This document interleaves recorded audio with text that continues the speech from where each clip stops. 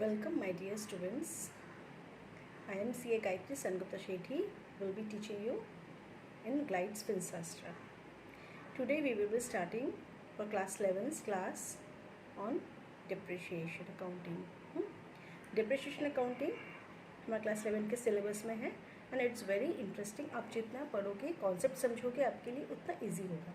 It's very interesting as well as काफ़ी उसका सम सब जब हम करेंगे तो हमें पता चलेगा धीरे धीरे कॉन्सेप्ट क्लियर होने से हमारे लिए बहुत ही आसान होगा. डिप्रिशिएशन क्या है फर्स्ट हम समझेंगे. डिप्रिशिएशन क्या है, ठीक है. उससे आगे हम समझते हैं एसेट.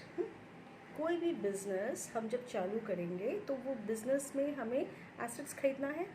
वो फिक्स एसेट्स हो सकते हैं, वो इंटेंजिबल एसेट्स हो सकते हैं, एज वेल एज वो हमारे लिए वेस्टिंग एसेट्स भी हो सकते हैं. 3 टाइप के एसेट्स होते हैं बिजनेस में, ठीक है.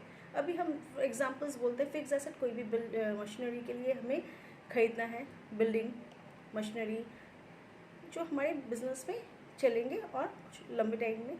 तो अभी ये जो हम प्रॉपर्टीज़ खरीदेंगे या एसेट्स खरीदेंगे, फिक्स एसेट हो गए. फिर इंटेंजिबल एसेट्स हो गए, जिनको जैसे कि इंटेंजिबल एसेट्स मतलब क्या है, जो एसेट्स हम छू नहीं सकते, देख नहीं सकते, लेकिन उसका एग्जिस्टेंस है. वो जो उसका एग्जिस्टेंस है, उनका हमारा बिजनेस आगे चल रहा है. जैसे कि बोलते हैं गुडविल अकाउंटिंग. गुडविल जो है, गुडविल में क्या है, वो हमारे बिजनेस जो इतने साल से चल रहे हैं उसके लिए जो हमने नाम लिया है या हमारा रेपुटेशन, हमारे बिजनेस के अच्छे टर्म्स एंड कंडीशन से, कस्टमर सेटिस्फैक्शन से, तो ये सबसे हमारा गुडविल आया है. वो that is intangible asset. Patents, trademark, ये सब आते हैं. और वेस्टिंग एसेट्स, ठीक है. अब वेस्टिंग एसेट्स में जैसे कि हम कोल माइंस का पकड़ लिए, ऑयल रिफाइनरीज पकड़ लिए, तो उनमें क्या है, वेस्टिंग एसेट में वो डिप्लीट हो रहा है धीरे धीरे. तो अभी हम करेंगे. अब डिप्रिशिएशन हमारा मेन मकसद है कि डिप्रिशिएशन क्या है. ओके.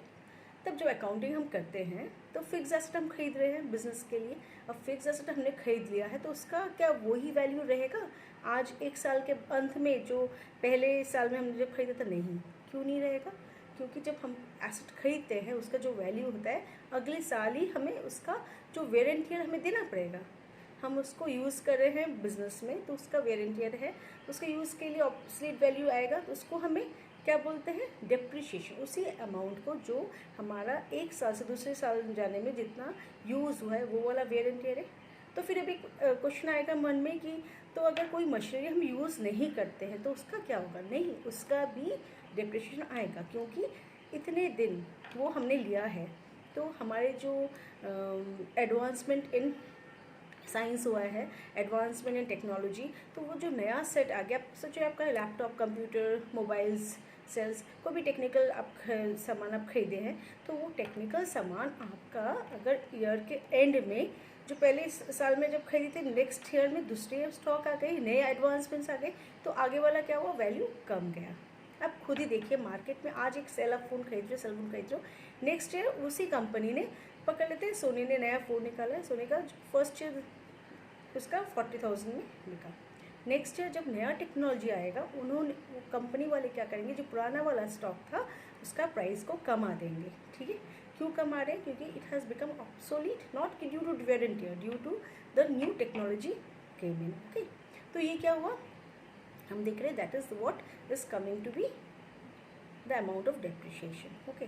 तो अब जब हम फिक्स एसेट खरीद रहे हैं तो हमारा डिप्रिशिएशन आ गया. Land, building, machinery. हाँ, लैंड अब एक चीज़ है जो डिप्रिशिएशन हम नहीं दिखाते. Every year it appreciates. Okay. तो फिक्स एसेट में लैंड है लेकिन लैंड का हम डिप्रिशिएशन नहीं दिखाते. ओनली मशीनरी, अप्लायंसेस हम जो खरीदते हैं उनका डिप्रिशिएशन है. ठीक. अब लैंड नेवर डिप्रिशिएट्स, इट्स वैल्यू. हमारा जो पॉपुलेशन है, हम देख रहे हैं दिन में दिन बढ़ रहे, तो हमारा लैंड पे काफ़ी हमारा अप्रिशिएशन वैल्यू बढ़ रहा है, क्योंकि लैंड का वैल्यू बढ़ते जा रहा है. आज हम एक लैंड खरीदेंगे, after 2 years 3 years we see the value of the land increases, उसका वैल्यू बढ़ जाएगा. तो क्या हुआ, land appreciates. Okay. Machinery, appliances जो भी हमने खरीदा, दूसरे फिक्स एसेट्स, उनका डिप्रिशिएशन होगा. ठीक है. अब हम और पकड़ते हैं इंटेंजिबल एसेट्स. तो अब इंटेंजिबल एसेट्स का क्या कुछ डिप्रिशिएशन आता है. एंड उस डिप्रिशिएशन को हम क्या बोलते हैं, we call it as amortisation of intangible assets. ठीक है. अभी इस डिप्रिशिएशन को हम बोलते हैं एमोर्टाइजेशन. ओके. अब थर्ड हम पोर्शन जो कर रहे थे that was wasting acids.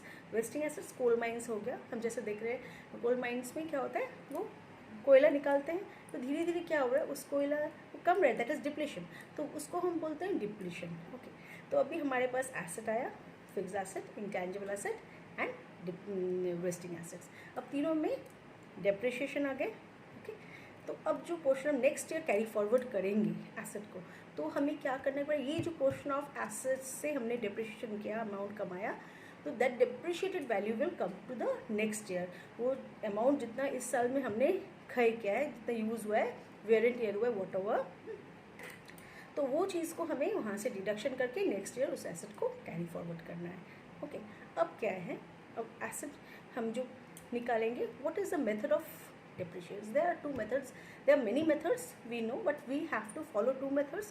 One is straight line method, जो हमारे इसमें है, कोर्स में है, एक है straight line method एंड दूसरी है हमारा रिटन डाउन वैल्यू मेथड। ठीक है, अब स्ट्रेट लाइन मेथड जो है उसमें क्या है, अगर हमारा जो एसिड हम खरीद रहे हैं, मान लेते हैं हम 50,000 रुपीज़ में एक प्लांट एंड मशीनरी खरीदे हमारे बिजनेस में यूज़ करने के लिए, राइट। अभी क्या है, अब ये plant and machinery we have bought for rupees 50,000, तो इस साल में हम पकड़ते हैं 20% of the plant machinery depreciated, तो 20% of 50,000 we have to take out that portion. What is that, 10,000। ठीक है, अब 10,000 रुपीज़ का हमने फर्स्ट ईयर में उसका ब्लॉक में डिप्रिशिएशन दिखाया।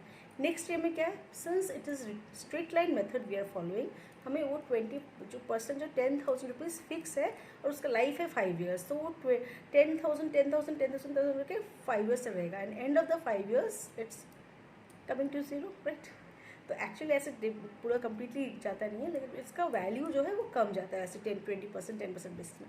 That is the method which we are following. वो मेथड जो हम फॉलो करते हैं, एक ही अमाउंट रहता है, उसी फर्स्ट में हम जो लिए थे 20% स्ट्रेट लाइन मेथड, उसी मेथड में हम क्या है, एक ही अमाउंट ऑफ डेप्रिशिएशन देंगे।